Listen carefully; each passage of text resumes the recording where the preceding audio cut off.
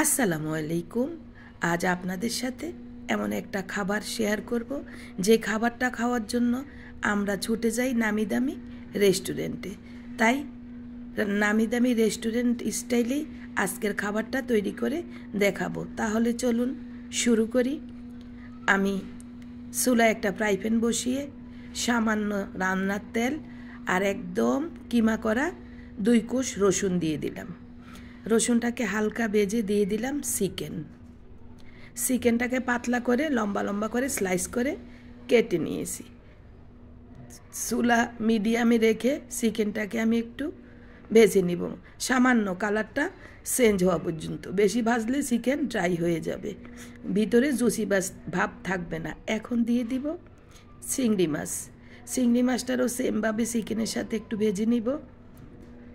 এখন আমি দিয়ে দিব, যখন কালার চেঞ্জ হয়ে গিয়েছে, সয়া সস 2 টেবিল চামচের মতো সয়া সস আর বেশ খানিকটা টমেটো সস দিয়ে দিলাম। চিলি ফ্লেক্স আপনারা আপনাদের পছন্দ মতো দিবেন। আর দিয়ে দিলাম আদা কুচা।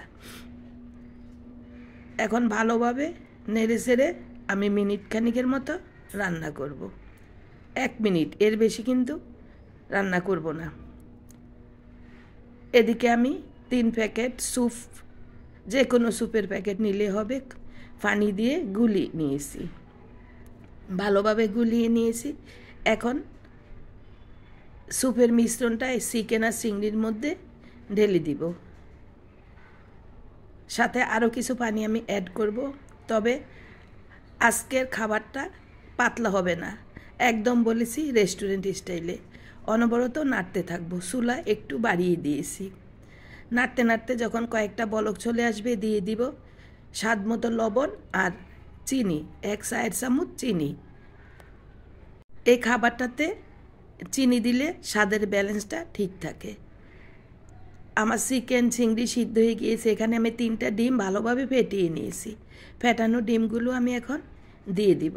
কি প্রিয় ভিউয়ার্স, অবশ্যই বুঝে গিয়েছেন আজ আপনাদের সাথে শেয়ার করছি স্যুপ, গরম গরম স্যুপ, যে স্যুপটা খাওয়ার জন্য আমরা সবাই পছন্দ করি। ডিম দিয়ে এভাবে গোল গোল করে অনবরত নাড়তে হবে, তবে চামচটাকে গোল করে ঘুরাতে হবে।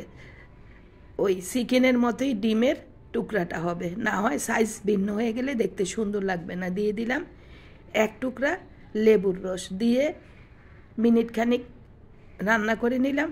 চুলা বন্ধ। আমার স্যুপ কিন্তু রান্না হয়ে গিয়েছে। এখন পরিবেশন করব। সবাই কিন্তু টেবিলে বসে আছে গরম গরম স্যুপ খাওয়ার জন্য। আর এই যে দেখেন কতটা ইয়ামি আর কতটা ঘনত্ব হয়েছে। কি নাই এখানে, চিকেন চিংড়ি ডিম সবই তো আছে। সবগুলো আমি এখন ঢেলে নিলাম। কি লোভনীয় হয়েছে না? খেতে কিন্তু অনেক মজার হয়েছে প্রিয় ভিউয়ার্স। এখন আপনাদেরকে দেখাচ্ছি কতটা ঘনত্ব। তাহলে পেজটা ফলো দিয়ে রাখবেন, পেয়ে যাবেন নতুন নতুন মজার মজার সব রেসিপি। আর বেশি ভালো লাগলে শেয়ার দিয়ে অন্যদেরকে দেখার সুযোগ করে দিবেন।